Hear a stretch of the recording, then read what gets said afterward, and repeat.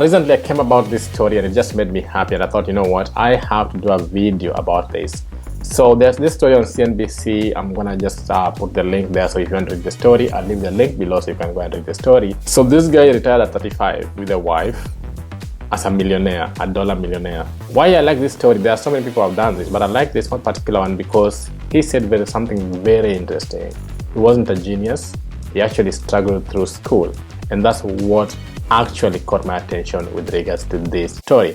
Now, I've done so many videos on retiring early. If you want to start planning for your pension, you should invest as early as possible. You know, when you should start investing, what you should invest in. So I have done these videos, but I like when I see real life stories so that they can actually give credence to what we are saying, and even to my journey as a person and to the journey of other people that I know that are on the same path of financial independence and financial freedom. And of course, I'm bringing you with me as usual.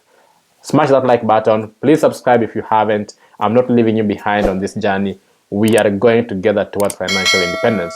I'm not saying you have to retire early. You can work as long as you want to, but financial independence is something that's good for the mind. It's good for you. It just gives you peace. Who wants to work every single day of their lives, really? Even if you love the job, you want to have the freedom to do it when you want to do it, not because you have to do it. So financial independence at the end of the day is a good thing. So I'm carrying all my subscribers with me. We are going towards financial independence. I'm not leaving anyone behind. Nobody. So guys, this guy retired at 35 as a millionaire. You know, he was a software developer. The wife came and joined him in retirement 6 months later. So I love this story and I wanted to share it here. And I wanted to share these principles that he's spoken about, that if you live by, you're definitely gonna build wealth and of course reach your destination or your goal of financial independence, whatever that means to you. Of course, we're gonna look at those principles and of course dissect them and see where can we put them as the Ken's Money Matters gang. Where can we put these principles into our lives and apply them, and they will help us, you know, change our lives financially.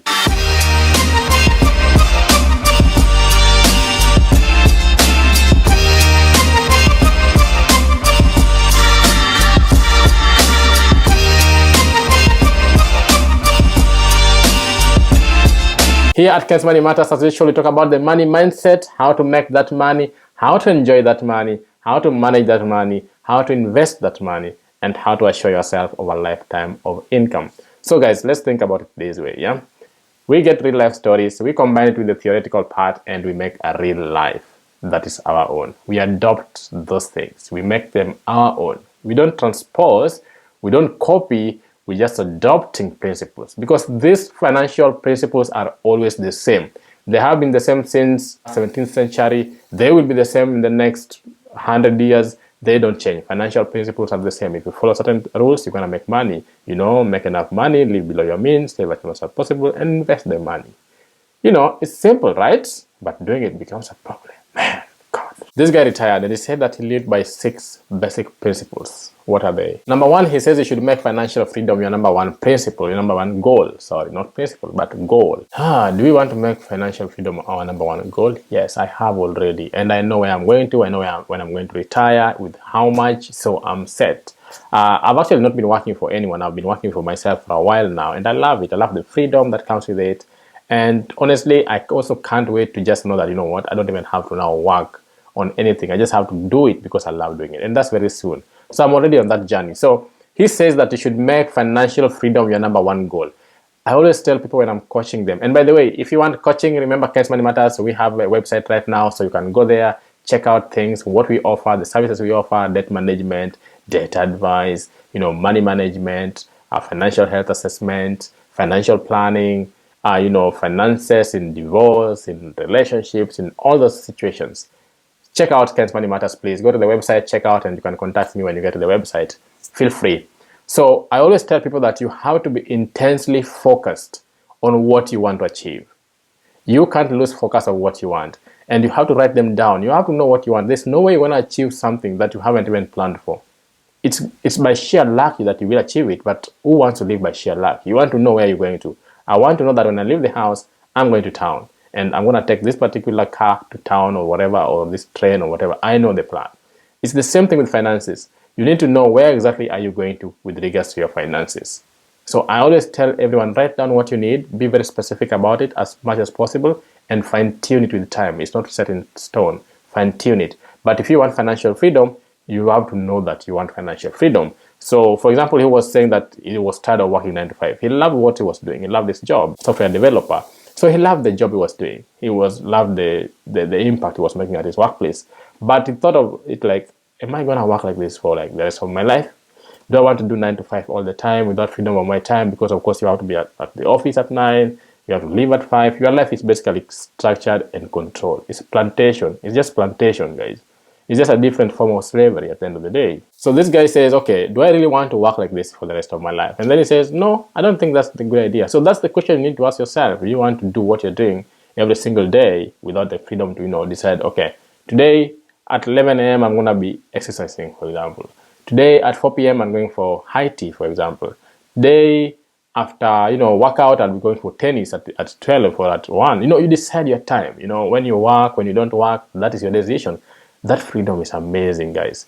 So that freedom for me should be a goal, and I agree with him that yes, you should set a goal on what you want, on the freedom. Financial freedom should be a goal. Like I said, you don't have to retire, but you should know that if anything happens, or if you want to retire, or if you don't want to go to work, you have that freedom to make the decision. Okay, so it doesn't mean that you must retire when you get that, no. But having that security, that peace of mind, that surety that you are safe and secure financially, it's just good enough. Trust me, it will help you.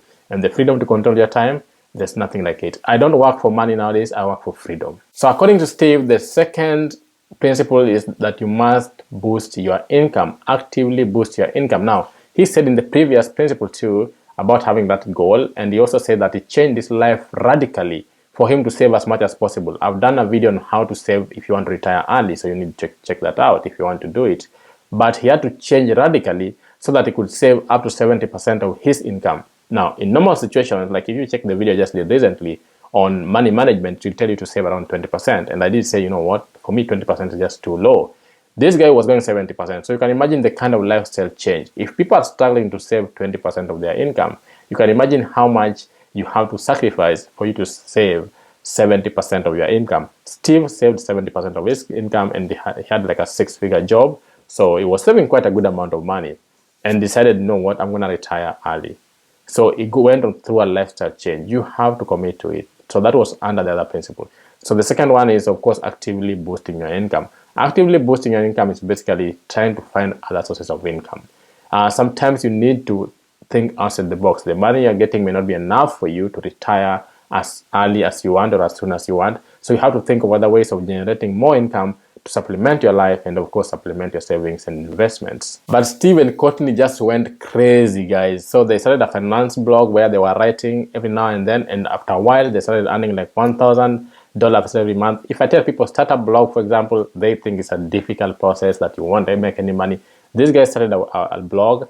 They were making up to $1,000 a month, and they had a YouTube channel whereby they were documenting their travel. That made them up to $400 to $500 every month.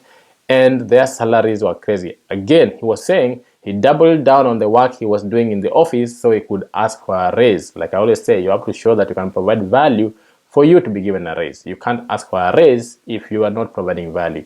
So he doubled down on what he was doing so he could get a raise at his office, which actually he got. He was moved to a director role, and of course that came with good perks. So together they were saving 70% of the income, which went up to $200,000 to $230,000 a year. Guys, if you're making that kind of money, you're going to retire in very few years, for sure. And if you're investing it in a good place and you're sure about the returns, if you're investing like $200,000 every year, you're going to retire in like 5 years or less, So that's how they did it. And there were 2 people, so maybe their retirement goal was a bit higher. So if you're one person, yours will be a bit lower, depending on, of course, on your goals, your objectives, the life you want.